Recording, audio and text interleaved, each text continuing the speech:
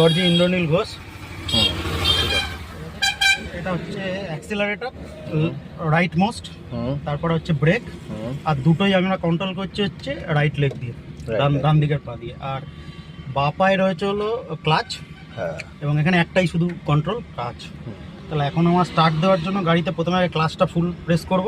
আগে 1 থেকে 4 অব্দি গিয়ার দেখিয়ে দাও। হ্যাঁ, গিয়ারটা এখন নিউট্রালে আছে, হুম, এটা পুরোটা নড়বে। হুম, এবারে একে যেতে হলে এক, লেফটে গিয়ে একদম হ্যাঁ, সামনের দিকে পুশ করতে হবে হাতটা এরকম। হ্যাঁ, আর তারপরে দুয়ে আসলে ওখানে নিউট্রালে গিয়ে একদম দুয়ে লেফটে, এবার ছেড়ে দিলে পরে মিডলে চলে আসবে। হুম, এটা ধরেও ডান দিকে আসা যায়, বা ছেড়ে দিয়ে মিডলে, তারপরে সোজা গেলে 3, হুম, আর এটা নিচে এলে 4। হুম, কোনো মুভমেন্টের দরকার নেই। 5-এ যাওয়ার জন্য এই দিকে ফ্রেশ করে ওপরে।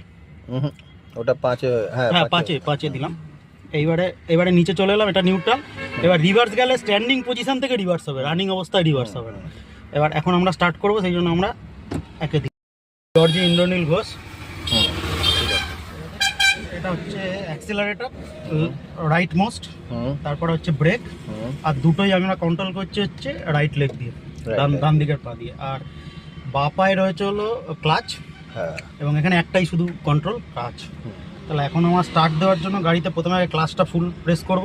আগে 1 থেকে 4 অব্দি গিয়ার দেখিয়ে দাও। হ্যাঁ, গিয়ারটা এখন নিউট্রালে আছে, হুম, এটা পুরোটা নড়বে। হুম, এবারে একে যেতে হলে এক, লেফটে গিয়ে একদম হ্যাঁ, সামনের দিকে পুশ করতে হবে হাতটা এরকম। হ্যাঁ, আর তারপরে দুয়ে আসলে ওখানে নিউট্রালে গিয়ে একদম দুয়ে লেফটে, এবার ছেড়ে দিলে পরে মিডলে চলে আসবে। হুম, এটা ধরেও ডান দিকে আসা যায়, বা ছেড়ে দিয়ে মিডলে, তারপরে সোজা গেলে 3, হুম, আর এটা নিচে এলে 4। হুম, কোনো মুভমেন্টের দরকার নেই। 5-এ যাওয়ার জন্য এই দিকে ফ্রেশ করে ওপরে।